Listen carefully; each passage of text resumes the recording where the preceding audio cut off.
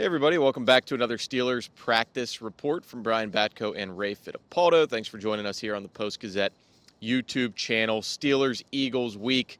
We're going to take the turnpike out to Philly in a couple of days. And Ray, we just got done hearing from the Steelers coordinators.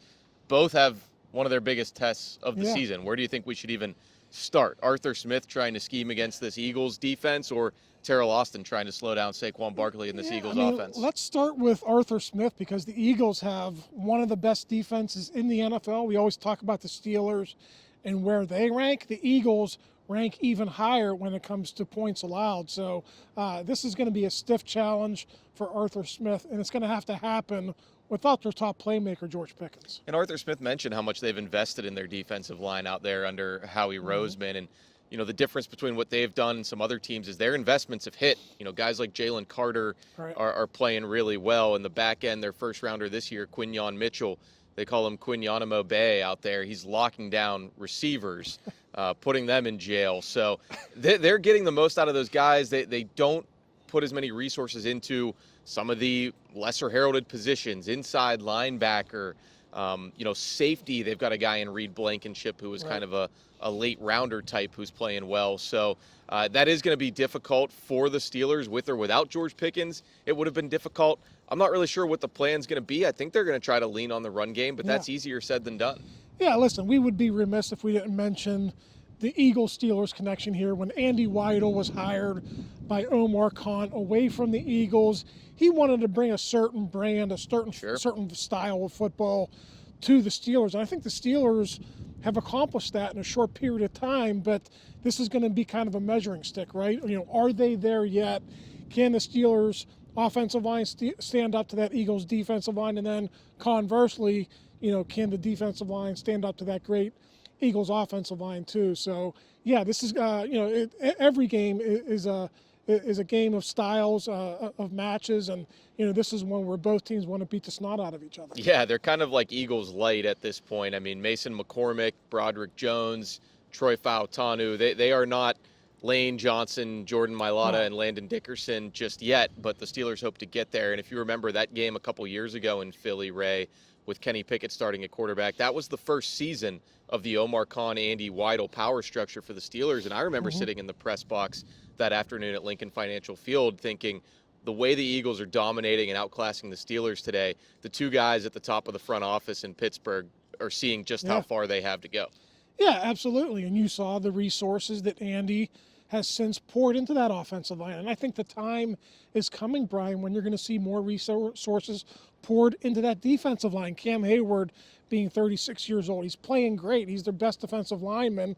But eventually you're going to have to replace a guy like that. Larry Ogunjobi going into the final year of his contract. You know, they seem to have hit on Keanu Benton, who made a big play in that game last week against the Browns. So, yeah, when you say right now the Steelers are Eagles light, I think that's a compliment. I think a compliment. I think that's where they want to go. And like I said, Steelers are 10-3. They're 11-2. I think both teams have high hopes for the playoffs, and this is certainly a game where, you know, you want to see how you fare.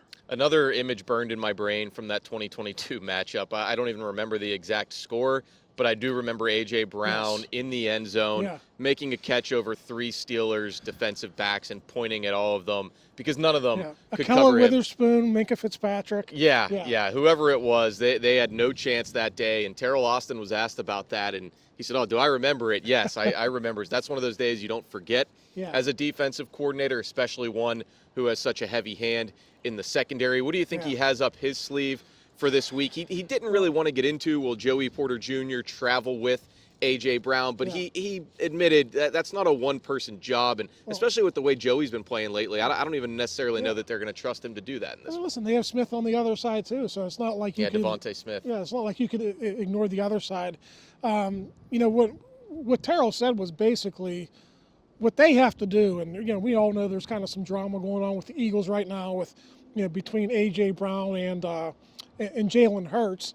Their passing game hasn't been as prolific, but they're very much built on the run, and that's the way the Steelers devise their game plans every week. They want to go in, smash the run, and then force teams to beat them through the air. So I think this week, Brian, it's so important. Saquon Barkley is on pace to set the NFL rushing record. If he just maintains his pace through the first 13 games of the season, he'll break Eric Dickerson's record by 15 yards. So if you can keep him in check, and in check by, I mean like 90, 100, maybe 110 yards. Don't let him rip off 30 and 40-yard gains on you. Yeah, if you just, as long as he's not going for 150, I think you'll be in the ball game. And I think for the Steelers, if they can keep this to being a low-scoring affair, knowing what's going on with the offense and George Pickens, I think that's the way that you can possibly win this game. And one thing about playing the Eagles, you always know going in, if there's a short yardage situation, good luck stopping them. Yeah. The brotherly shove, or I guess more colloquially known as the tush push, is still very effective for them, even without Jason Kelce at center anymore now that he's retired and become a professional podcaster. I asked Cam Heyward about whether the Steelers can stop that, and he just said, we'll see. So that wasn't the most brash we've seen of Big 97. Also said, can you guys pick Isaac Seumalo's brain on that, considering he was with the Eagles just a couple years ago on the interior, and whether it was Heyward or Arthur Smith being asked about Seumalo going back to the only other NFL team he's known, I don't think there's a whole lot of digging into the left guard's psyche this week. No, and Teryl Austin also spoke about the tush push, and he's kind of at a loss for words. He's like, they know the snap count, we don't, and they got to get a half a yard more often than not, Brian. If you have a good center and two good guards and a quarterback who knows how to execute a quarterback sneak, you're going to get those plays. So I think the Steelers, they want to stay out of those situations, right? Just get off the field when you can. Don't get into those 3rd and 1, 4th and 1 types of scenarios. And if they do that, they won't have to worry about that play. Absolutely. Jalen Hurts, they always talk on the broadcast about how much he squats, so he gets a lot of power when he lines up under center. And they also have, I think most people have accepted the best offensive line coach in the NFL, and Jeff Stoutland, and I've seen him work out guys at the Pitt Pro Day right here at the UPMC Rooney Sports Complex to our right, and he's very detailed, very authoritative in what he does. So difficult matchup for the Steelers on both sides of the ball. It goes without saying. Eagles team on a 9-game win streak, maybe the best, most talented roster in the NFL from top to bottom. Yeah, and this is the first of 3 games in 11 days. Short turnaround for the Ravens in Baltimore. Next Saturday, then even shorter turnaround when you got to play the Chiefs. So this is a very important football game. Yeah, only the most talented roster in the NFL from top to bottom, your biggest rival, and then one of the best quarterbacks of all time in this 11-day stretch. Absolutely. For Ray Fittipaldo, I'm Brian Batko. We'll have plenty more coverage for you the rest of the week on Post-Gazette Sports YouTube channel and postgazette.com.